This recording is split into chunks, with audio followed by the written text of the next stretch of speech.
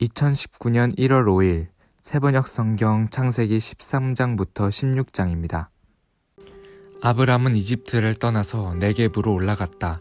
그는 아내를 데리고서 모든 소유를 가지고 이집트를 떠났다. 조카 롯도 그와 함께 갔다.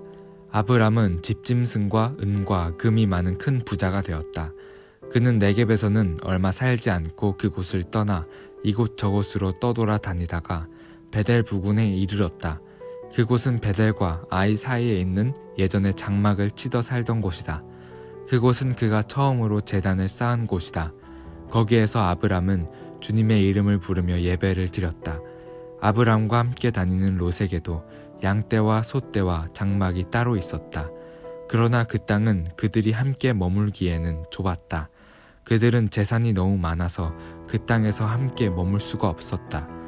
아브람의 집짐승을 치는 목자들과 롯의 집짐승을 치는 목자들 사이에 다툼이 일어나곤 하였다. 그때 그 땅에는 가나안 사람들과 브리스 사람들도 살고 있었다. 아브람이 롯에게 말하였다. 너와 나 사이에 그리고 너의 목자들과 나의 목자들 사이에 어떠한 다툼도 있어서는 안 된다. 우리는 한 핏줄이 아니냐. 내가 보는 앞에 땅이 얼마든지 있으니 따로 떨어져 살자. 내가 왼쪽으로 가면 나는 오른쪽으로 가고 내가 오른쪽으로 가면 나는 왼쪽으로 가겠다. 롯이 멀리 바라보니 요단 온들판이 소알에 이르기까지 물이 넉넉한 것이 마치 주님의 동산과도 같고 이집트 땅과도 같았다. 아직 주님께서 소돔과 고모라를 멸망시키기 전이었다. 롯은 요단의 온들판을 가지기로 하고 동쪽으로 떠났다. 이렇게 해서 두 사람은 따로 떨어져서 살게 되었다. 아브람은 가나안 땅에서 살고 롯은 평지의 여러 성읍을 돌아다니면서 살다가 소돔 가까이 이르러서 자리를 잡았다. 소돔 사람들은 악하였으며 주님을 거슬러서 온갖 죄를 짓고 있었다. 롯이 아브람을 떠난 뒤에 주님께서 아브라함에게 말씀하셨다. 너 있는 곳에서 눈을 크게 뜨고 북쪽과 남쪽, 동쪽과 서쪽을 보아라. 내 눈에 보이는 이 모든 땅을 내가 너와 내 자손에게 아주 주겠다. 내가 너의 자손을 땅의 먼지처럼 셀 수 없이 많아지게 하겠다. 누구든지 땅의 먼지를 셀 수 있는 사람이 있다면 너의 자손을 셀 수 있을 것이다. 내가 이 땅을 너에게 주니 너는 가서 길이로도 걸어보고 너비로도 걸어보아라. 아브람은 장막을 거두어서 헤브론의 마므레 곧 상수리 나무들이 있는 곳으로 가서 거기에서 살았다. 거기에서도 그는 주님께 제단을 쌓아서 바쳤다. 시날 왕 아므라벨과 엘라살 왕 아리옥과 엘람 왕 그돌라오멜과 고임 왕 디달의 시대에 이 왕들이 소돔 왕 베라와 고모라 왕 비르사와 아드마 왕 시납과 스보임 왕 세메벨과 벨라 왕 곧 소알 왕과 싸웠다. 이 다섯 왕은 군대를 이끌고 시딥 벌판 곧 지금의 소금 바다에 모였다. 지난 날에 이 왕들은 12년 동안이나 그돌 라오멜을 섬기다가 13년째 되는 해에 반란을 일으켰던 것이다. 14년째 되는 해에는 그돌 라오멜이 자기와 동맹을 맺은 왕들을 데리고 일어나서 아스드롯 가르나임에서는 르바 사람을 치고 함에서는 수스 사람을 치고 사회 기랴다임에서는 엠 사람을 치고 세일 산간 지방에서는 호리 사람을 쳐서 광야 북은 엘바란까지 이르렀다. 그리고는 쳐들어온 왕들은 방향을 바꿔서 엠미스밭 곧 가데스로 가서 아말렉 쪽의 온 들판과 하사손다말에 사는 아모리족까지 쳤다. 그래서 소돔 왕과 고모라 왕과 아드마 왕과 스보임 왕과 벨라 왕 곧 소알 왕이 시딤 벌판으로 출전하여 쳐들어온 왕들과 맞서서 싸웠다. 이 다섯 왕은 엘람 왕 그돌라오멜과 고임 왕 디달과 시날 왕 아므라벨과 엘라살 왕 아리옥 이 네 왕을 맞아서 싸웠다. 시딤 벌판은 온통 역청 수렁으로 가득 찼는데 소돔 왕과 고모라 왕이 달아날 때 그들의 군인들 가운데서 일부는 그런 수렁에 빠지고 나머지는 산간 지방으로 달아났다. 그래서 쳐들어온 네 왕은 소돔과 고모라에 있는 모든 재물과 먹거리를 빼앗았다. 아브람의 조카 롯도 소돔에 살고 있었는데 그들은 롯까지 사로잡아가고 그의 재산까지 빼앗았다.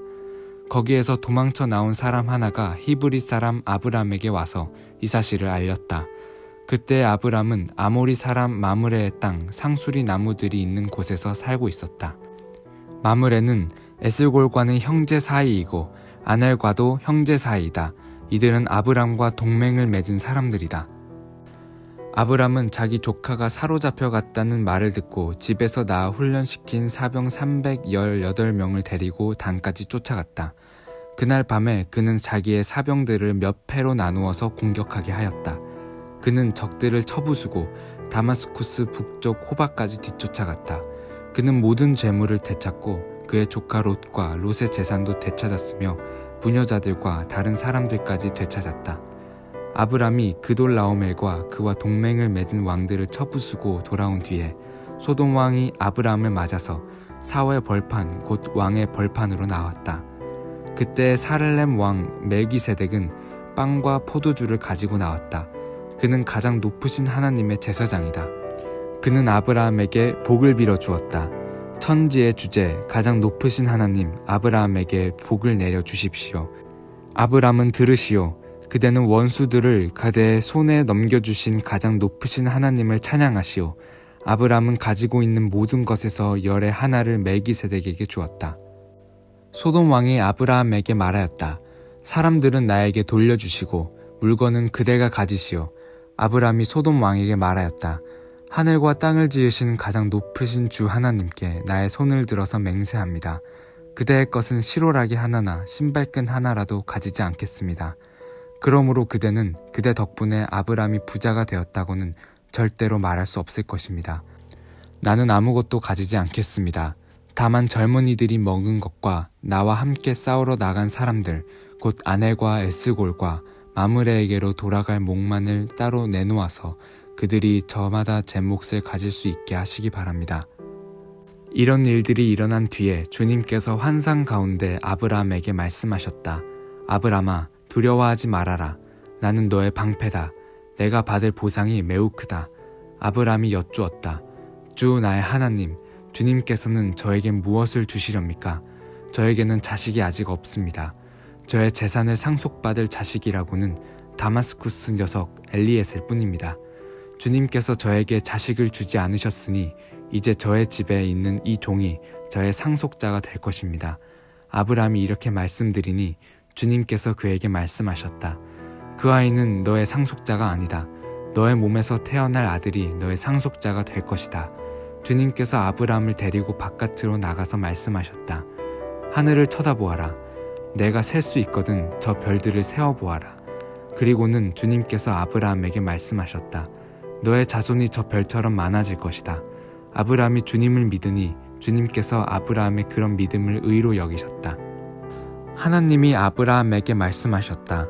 나는 주다.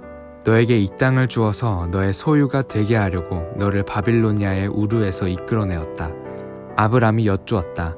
주 나의 하나님, 우리가 그 땅을 차지하게 될 것을 제가 어떻게 알 수 있습니까? 주님께서 말씀하셨다. 나에게 3년 된 암송아지 1마리와 3년 된 암염소 1마리와 3년 된 수장 1마리와 산비둘기 1마리와 집비둘기 1마리씩 가지고 오너라. 아브람이 모든 희생제물을 주님께 가지고 가서 몸통 가운데를 쪼개어 서로 마주보게 차려놓았다. 그러나 비둘기는 반으로 쪼개지 않았다. 솔개들이 희생제물의 위에 내려놨으나 아브람이 쫓아버렸다. 해가 질 무렵에 아브람이 깊이 잠든 가운데 깊은 어둠과 공포가 그를 짓눌렀다. 주님께서 아브라함에게 말씀하셨다. 너는 똑똑히 알고 있거라. 너의 자손이 다른 나라에서 나그네 살이를 하다가 마침내 종이 되어서 400년 동안 괴로움을 받을 것이다. 그러나 너의 자손을 종살이하게 한 그 나라를 내가 반드시 벌할 것이며 그 다음에 너의 자손이 재물을 많이 가지고 나올 것이다. 그러나 너는 오래오래 살다가 고이 잠들어 묻힐 것이다. 너의 자손은 4대째가 되어서야 이 땅으로 돌아올 것이다. 아모리 사람들의 죄가 아직 벌을 받을 만큼 이르지는 않았기 때문이다.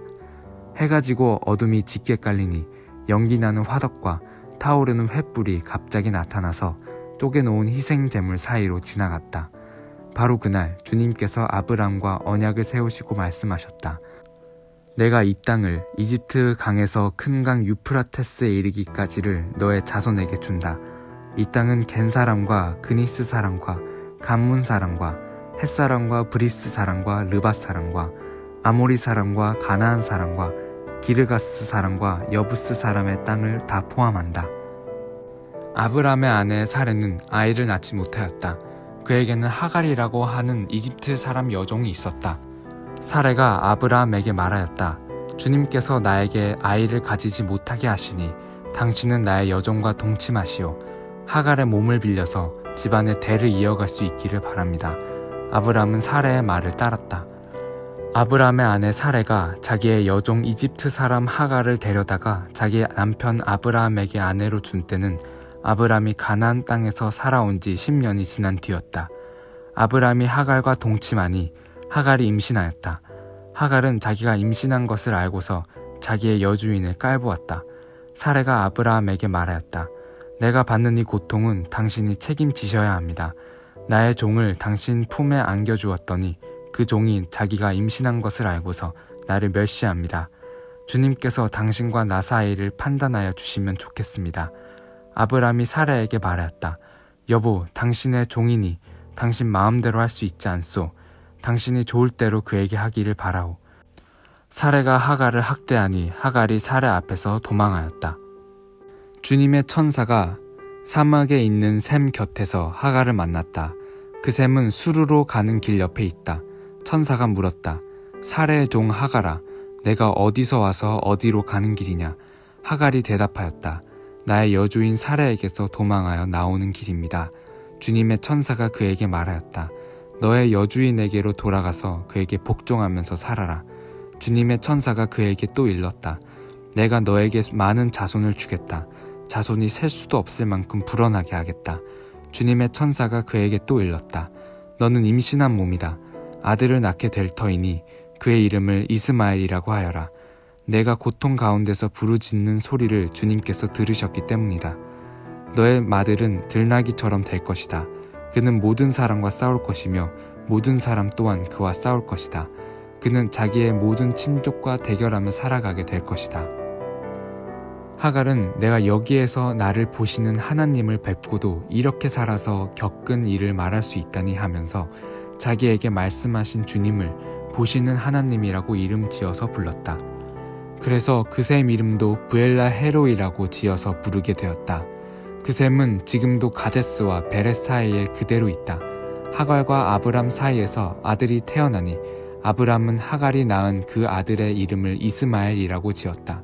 하갈과 아브람 사이에 이스마엘이 태어날 때 아브람의 나이는 86이었다.